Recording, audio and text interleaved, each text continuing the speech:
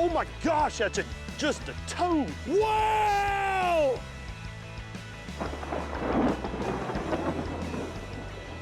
Got her. Come here. Come here. Woo! Woo! We gotta go. Welcome to the FLW post-tournament recap show from stop number 6 on Lake Chickamauga. I'm Travis Moran, joined by Peter T. here at the Polaris FLW studios in Benton, Kentucky. Pete, Lake Chickamauga, a fantastic fishery that did not disappoint. Why don't you break down the map real quick and talk about some of the key areas that played during this event? This lake is a classic Tennessee River impoundment. It's a long, narrow lake. It fishes like a river. The upper end is traditionally a river with tributaries running off of it. The lower end is a little bit wider, a little bit flatter. It's got more grass, more ledges, stuff like that, typical of a Tennessee River impoundment. The whole lake came into play in this tournament, literally. I mean, guys who were able to fish, spread out, fish their comfort zones. You had guys that fished shallow the whole tournament. You had guys that fished deep the whole tournament. Everybody caught them. And with so many techniques and so many areas to fish, why don't you break down now the TH Marine roadmap to victory?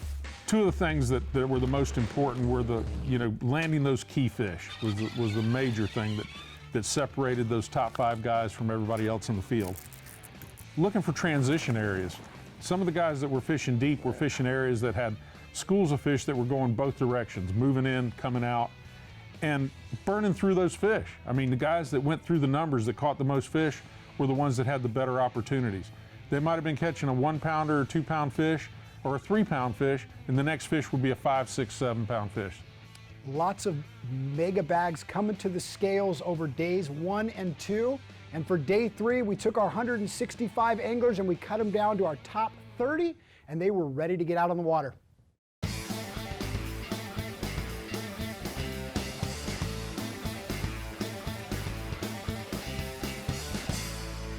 I didn't know what to expect today, because the water's coming up so fast, you can't see them. It's really hard to work them. Not being able to see them anymore really changed it up today. So, I had one fish I wanted to stop on, and it was like a 3-pounder, and I started on it, and I was like, oh, that'd be a good fish to start with. And as I was working it, all of a sudden, a 5-pounder came in.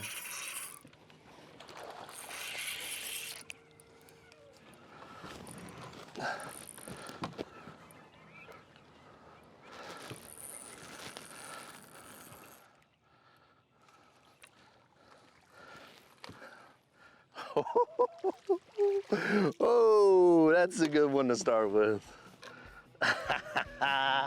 Woo, there we go there. Nice one. It was like one of those amazing mornings that you just hope for in one of these tournaments. Just choked it. So then I just completely bailed on the sight fishing. We had a bunch of storms coming in. I said, you know what, I'm gonna put the trolling motor on 100. I'm gonna cover, 5 miles of shoreline, and I just picked my swim jig up and just went.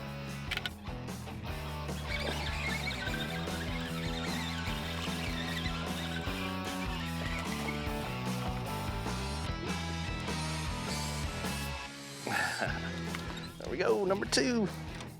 Got him on the dirty jig with the white max % meaty chunk. Pretty much you can pick your poison. And what I mean by that, if you want to fish shallow, you got it. And if you want to go out deep, you got it. So I'm fishing shallow. No surprise there. And I can't get my wacky worm in the center of a lot of these trees, so I'm having to flip some up. There's one nice one that keeps feeding in that tree right there. Or a couple of them, probably.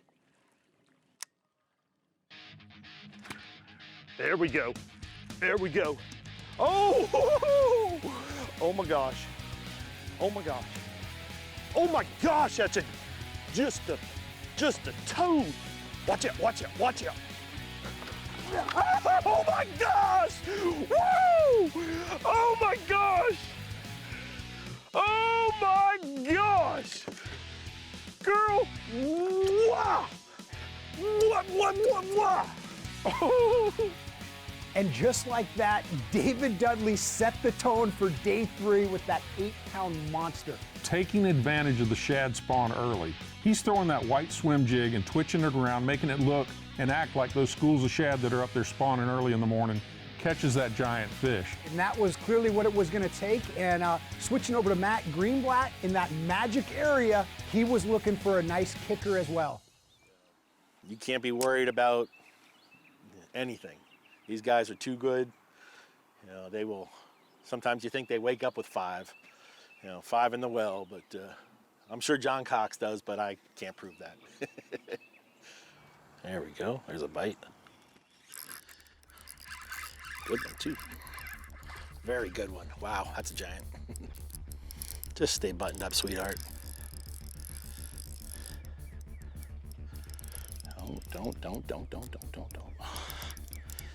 Easy. Boy, if you could feel my heart beating right now. Oof. Uh-oh, we got crap on the line. Oops. Uh-oh, that could be an issue. She just came up to the surface and started sharking, and I said, oh my God, I knew right away this is giant. And then she comes up and just shows her head. Get in my net. Oh yes. When I say game changer, that's what I'm talking about. You like that, huh? 7-3. I call that a game changer. Stay tuned for more big bass action from Lake Chickamauga. It's stop number 6 of the FLW Tour, presented by Evinrude.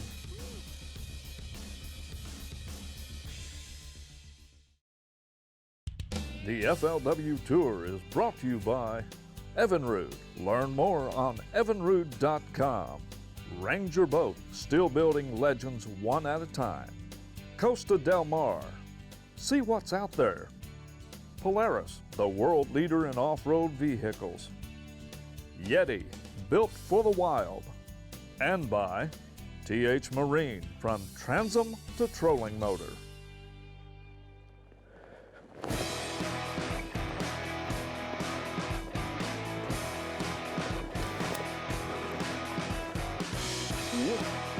That's a better one. We're at 2.5 pounder.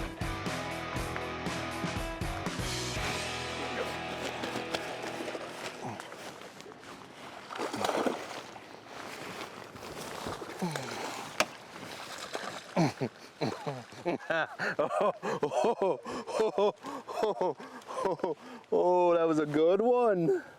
Oh my gosh, she came up and choked it. Look how good she ate it. I think we figured something out. Look at that dirty jig down there. Gone. Oh my God. Oh, and look at that lightning. Oh my gosh.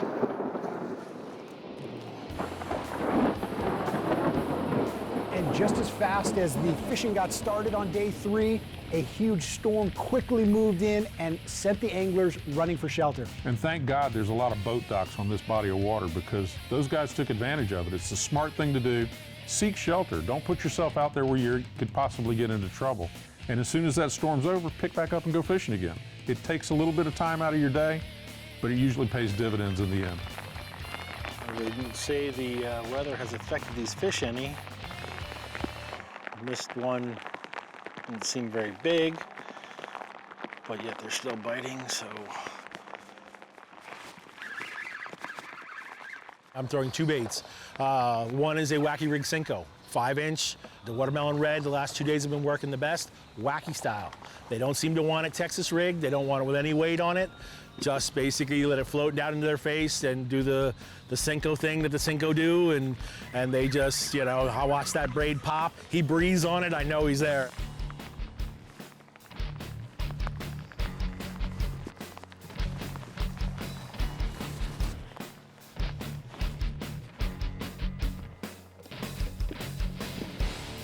When I got here to the lake, you know, I kind of knew a little bit of what to expect being from here. So, you know, the water temperature was close to 70 when we first started practice. So I knew that if we got around 70, we'd have some post-spawn fish. So I'm looking for some places where they're staged up, going in to spawn and coming out of spawn. Stay on there, fish.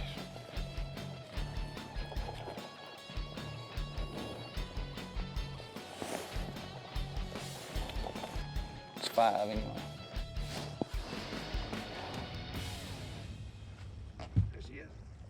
Our rookie out of Michigan, Ron Nelson, struggled day 2, and then on day 3, it looked to be more of the same. He really had a tough time connecting with the limits throughout the day until things finally came together near the end. The males are real aggressive, so I knew there was females in the area, and that's what really kind of keyed me in. Like, you just got to slow the homework down a little bit and start looking, and they were real. I mean, I see a female, a few pitches, I was going to catch her. I like what Ron did as the day went on. He moved from the deep water to the shallow water spawning flats, made things happen. A lot of big bags caught on that third day, but none bigger than the one Ron Nelson brought in at 25-15. Absolutely, and he was not the only 20-plus pound bag coming across the scales. Alex Davis put up 23 and some change to move him all the way in to make the top 10 cut and fish that 4th and final day. Stay tuned for more action from Lake Chickamauga and stop number 6 of the FLW Tour, presented by Evinrude.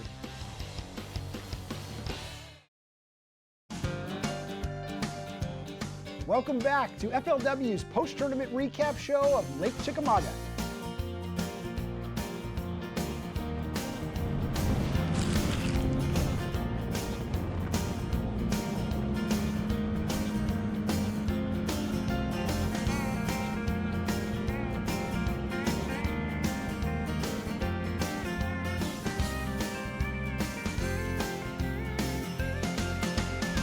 It's the last day. It's been a kind of a struggle. I've been digging hard. I mean, like yesterday, like midday, I didn't have but 4 fish. So I'm gonna try a little different today and just try to fish for big ones. All we're fishing here is just the first ledge after it comes out of a creek. It's just a really good transition place for pre's and post. Everything we'll be fishing just gonna be a transition bank type deal where they can stage up.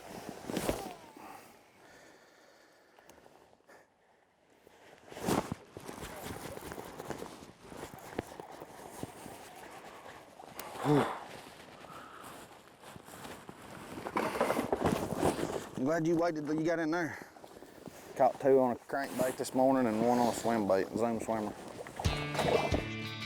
Pete, by the 4th day of the tournament, we had seen all the anglers in the field make a bunch of adjustments, except for one, Matt Greenblatt and this unique magic spot. It really was a unique magic spot. Where he's fishing is far enough upriver that it's one of the last spawning flats available to those fish in that section of river.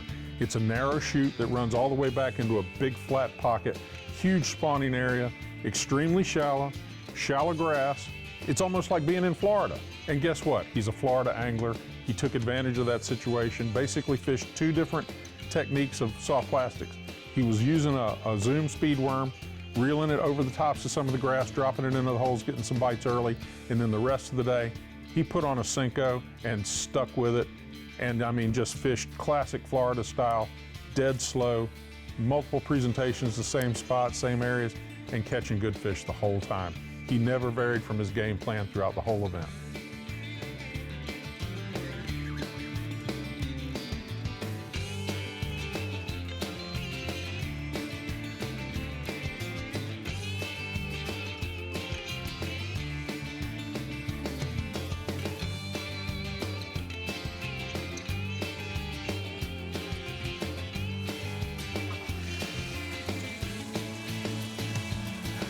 To work. Like, even like this whole week, like I had no, usually guys do well and they're like, man, I got this spot, I'm catching them. Like, I never have any spots. I don't understand. I never see anybody. I'm always out by myself. I'm like, do I pick the worst place to fish in the lake? Where I started off, I tried to find some kind of shad spawn going in the morning. So I was looking for shad flickering. I was taking my dirty jig, swim jig with my Max Scent mini chunk, and I was just going down the bank wide open and throwing it, trying to see some shad following my jig or something, and I caught a ton of small fish. I mean, I probably caught 20 of them this morning on that jig, and just never got any good size. Had probably my smallest limit ever on this lake, for about 8 pounds. And I was like, oh my gosh, I hope the day gets better, because it'd be embarrassing here. Was that number 4? It's number 5.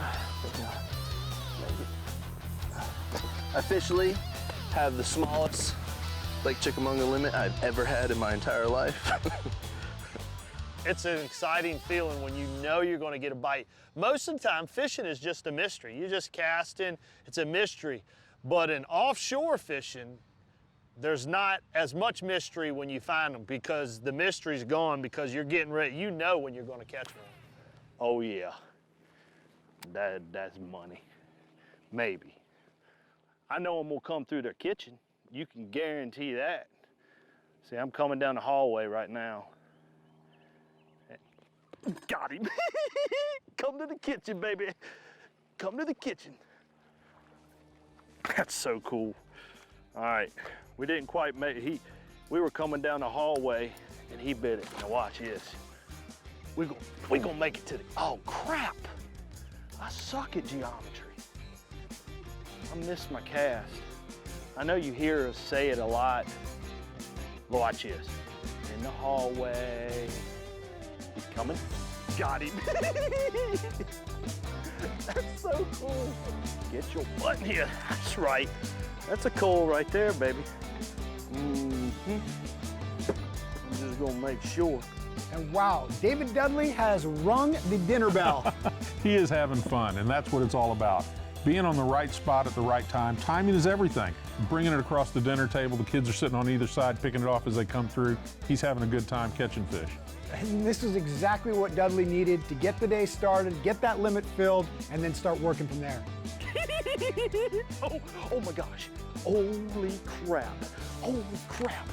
Dude, this is either I got him snagged or that's a freaking pig. Boy, that's a good one, dude. We got them suckers so fired up right now. This is awesome. You're watching the FLW post-tournament recap show of Stop Number 6. The FLW Tour is brought to you by Bass Pro Shops. Your adventure starts here. Lowrance, find, navigate, dominate.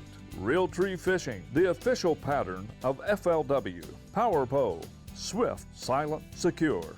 Mercury Marine, go boldly. Triton Boats, the driving force of performance fishing. And by Nitro, performance fishing boats. You know, it's always an honor to be in the top 10, have contention. All I ask for, like, strategy-wise, like same thing on the Coastal Series I've won, is just be in contention. And if it's meant to be your day, God bless, then it's your day. If it's not, the next guy deserves it.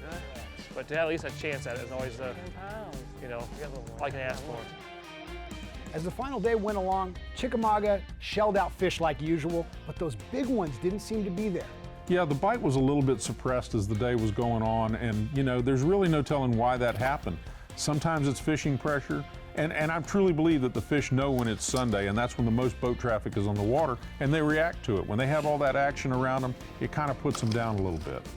But there are windows when you're fishing this time of the year, and there was one bite window left, and all the fishermen seemed to capitalize on that.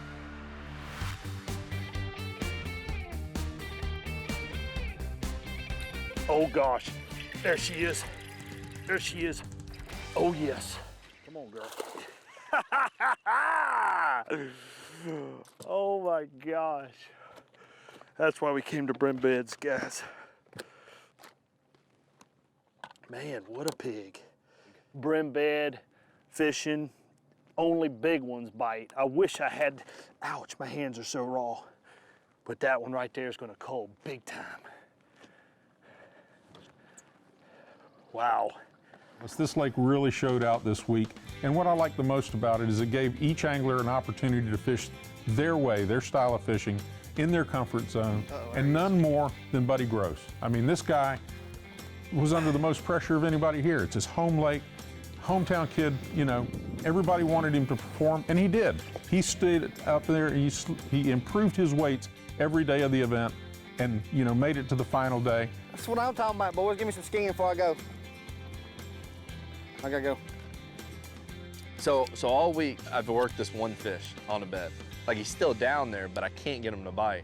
And I went there late in the day because I'm like, you know, maybe I'll be able to catch him. I threw in there, I got the bite, set the hook, missed him. And I threw back in there and I let him take it a little bit longer this time, and I caught him. And he ran around the boat, went under the power poles. I mean, it was just pure chaos. That fish has been giving me trouble for the last 4 days, and we finally got her. At that point, I had two small ones left, so I was like, in the back of my head said, you forgot about the trees.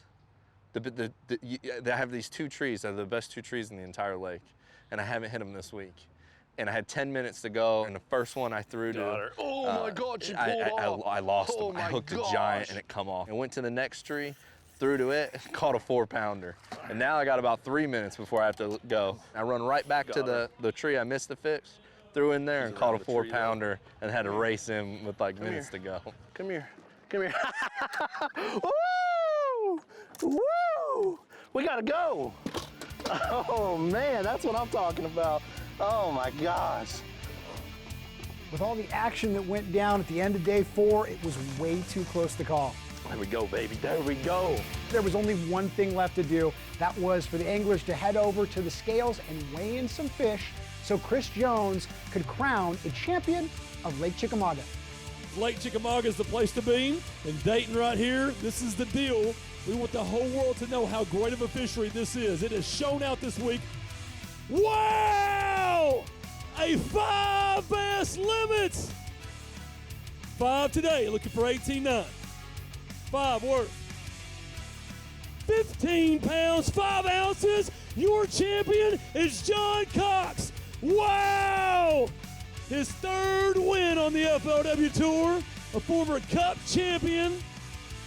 And you did it, man. 21 pounds on the final day. You got the win. He will be the best in the world soon if he's not already. Congratulations, John. Man, I'm telling you, like I wanted this. Then when I looked at the schedule and saw we were coming here, I wanted this thing so bad.